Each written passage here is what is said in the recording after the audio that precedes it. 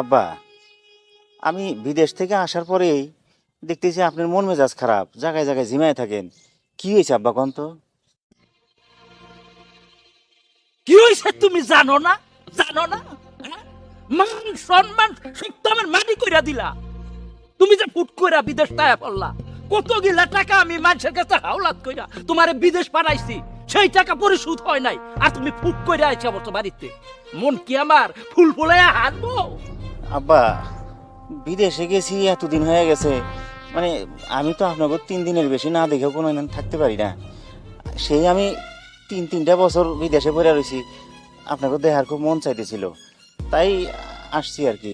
ও বাপ মার মুখ দেখার জন্য তুমি বিদেশ থেকে হুর হুর করে আইসা পড়তো? হ্যাঁ, বাপ মার মাথার উপর কি ঠাডা পড়ছে যে বাপ মারে গিয়ে দেখুন লাগবো না? তোমার আমি ফোনে কইছি যে আমগো অসুস্থ, আমগো দুর্বল হয়ে গেছি, আমরা তোমরা দেখা যাও। আমি কইছি কোনদিন? হ্যাঁ, তো আশা কইরা রইছি। ছোট পোলারে তোমারে কই নাই?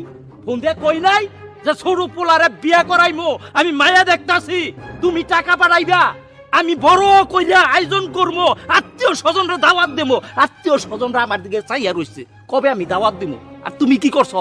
ফুট করে এসে বসছো। আমি আত্মীয় স্বজনরা কি কইবো? আব্বা, টাকা তো আমি পাঠাইছি, যে টাকা খরচ করে পাঠাইছেন তার চেয়ে দ্বিগুণ টাকাই তো আপনারা পাঠাইছি, কিন্তু এমন করতেছেন কে? ওই কয় টাকা পাঠাইছ? কয় টাকা পাঠাইছ? হ্যাঁ, কয় বছর গেছ? 2 বছর না 3 বছর? 3 বছর গেছ তুই। 3 বছরে কয় টাকা পাঠাইছ? হ্যাঁ, টাকার হিসাব রাখতাছ?